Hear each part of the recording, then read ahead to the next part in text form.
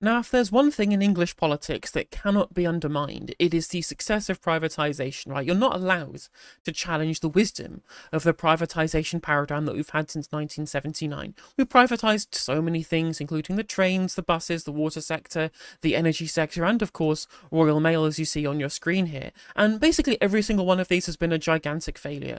Looking at the trains and the buses, you can see the fact that there's basically no competition. The service has gotten worse and the price has got more expensive. With the water sector, it's been even worse. Not only have bills gone up, not only has the service been bad, they've not invested in the entirety of the time since they've been privatised, not have a new reservoir, for example, since 1992, and that's on top of the fact that they have been pumping shit into our rivers, into our lakes, onto our beaches, as well as the fact that they have used their power as a natural monopoly to take on debt to pay out shareholder dividends and then racked up bills to pay down that debt, essentially making us carry the bag for the fact that they wanted to pay out a bunch of dividends because there's no competition.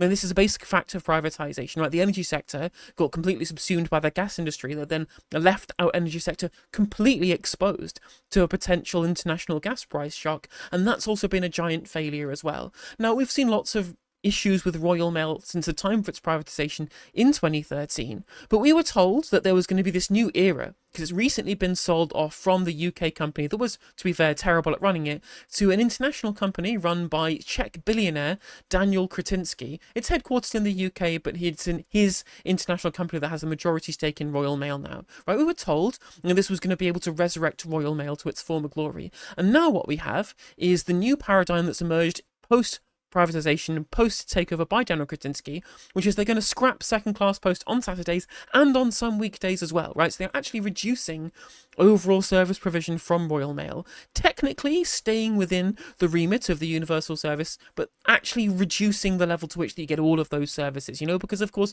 this is something that Royal Mail has been able to do ever since its inception, but suddenly it gets privatised and we have to strip away some of the services because of course profit's what's important to a privatised service, not social utility, not for the common good of society. No. It's about profit for these people, for billionaire Daniel Kretinsky, who's the guy who owns Royal Mail now, as I said previously. So why, of course, would they do something that they, again, have no obligation to do when, of course, they don't really care about whether or not your mail gets there on time? All they care about is profit. Because, again, Royal Mail has a natural monopoly because it's really the only large-scale letter service in the country. No one's using Parcel Force to send letters, really. So this is a monumentally shit position that we've been put into by this legacy of privatization, right? And it's just yet another privatization success story that gets completely brushed over as teething problems rather than a fundamental problem with the paradigm of privatization that we've been put into for the last almost half a century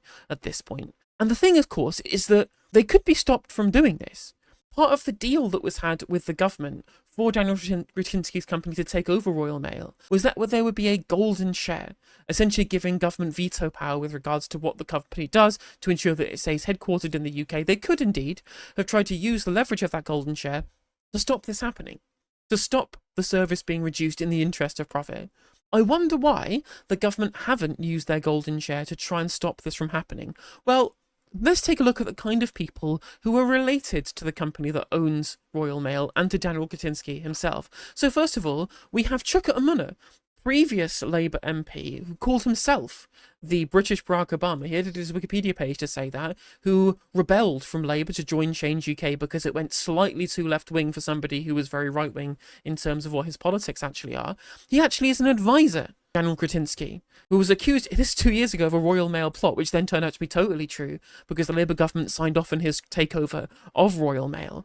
Interesting, of course, previously a critic of privatisation, but of course this is not the world that Labour MPs care about, or ex-Labour MPs care about, a world in which you have sincerely held opinions. No, you can rip those up and have new principles and new opinions as soon as it comes profitable for you to do so, right? There's already links between Daniel Kretinsky and people who are associated with the Labour Party and indeed associated with the Labour right. The Labour right being the faction of the Labour Party that are currently in control and currently have the ear of Keir Starmer and the Business Secretary, Jonathan Reynolds. But An ex-MP, Helena, you may say, well, that's a bit of a tangential relationship. So it's also worth pointing at a couple of other things in terms of the relationships between Daniel Kretinsky and this current Labour government. Because if you'll notice here, this is an interesting Times article about Daniel Kretinsky. He has $2 million that he's paid to his public relations advisors, and that's FGS Global. FGS Global, which is owned by the private equity firm KKR, those are the ones who have been paid £2 million by him to run his PR, okay? And KKR are also the people who are putting in a bid for Thames Water as well, which is really important that KKR own FGS Global. KKR want a piece of Thames Water, another failed privatization sector, and also the people who have a majority stake in the people who are giving advice to Daniel Kretinsky for his takeover of Royal Mail. Because if you look at Rachel Reeves's donations, guess who's been giving £27,000 to her? It's FGS Global, the lobbying firm that advises the person who's just taken over Royal Mail, Daniel Kretinsky. Corruption is not bad. Corruption is only bad if I'm not involved. Yes. But if I'm part of that corruption, I'll defend it.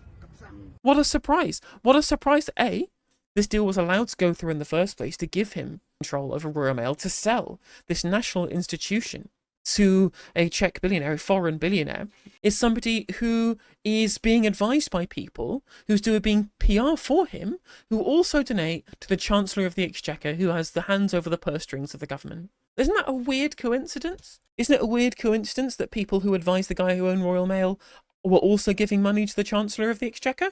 That seems a bit coincidental, doesn't it? I don't know why so little of this reaches the public consciousness, and why so much grubby stuff is happening in the background of our politics that it basically doesn't get uncovered unless it's by people who are doing citizen journalism, really. That's the ridiculous position that we're in. And whilst we're on the subject, right, whilst we're on the subject, all of the people who are pro-privatisation, they describe themselves as being patriots. That's what they describe themselves as, right? They describe them as being patriotic right-wingers, you know? And yet these are the same people who are very happy to watch our water companies be owned by foreign entities, our railways be owned by foreign entities, who are very happy for a foreign billionaire to own the Royal Mail, not just an important thing in terms of the role that it plays in society, but a national institution, so much so it's named after the royal family, that's been a part of our society for decades and decades and decades, right? That gets sold off to a Czech billionaire. Where are these people? Where are the quote-unquote patriots talking about the fact that foreigners are allowed to own important natural monopolies in our economy? Where are the patriots? Where are they at? I'm listening when they're going to complain about this stuff, because that's what's allowed to happen. And again, it's reducing the service that we get as consumers, as users of Royal Mail, to line this guy's pockets. I won't stand for this. I don't know why these people do. And it wouldn't cost much to renationalise. What's the market cap on Royal Mail? Like £5 billion? Is not very much at all, and would have a better service. They wouldn't be trying to strip away the workers' rights for the posties themselves. Like, that's what CW have been fighting over for a couple of years now. I believe that dispute came to an end just recently, but that's the reality of what the privatisation has done to Royal Mail.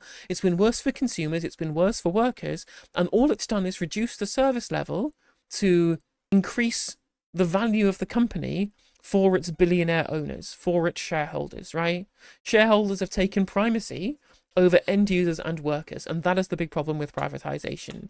Bring it back into public ownership. Hey there, if you enjoyed the video, make sure that you like and leave a comment. That helps the video out in the algorithm. If you subscribe and ring the bell, it'll let you know when I go live. I stream every day on YouTube and Twitch. You can also follow all of my socials down in the description. And if you want to support me in a more financial manner, there's a join button for membership. It's just 99p to be a member on YouTube, as well as a Patreon, and there's some merch there as well. And hopefully I'll catch you on the next video. Take care.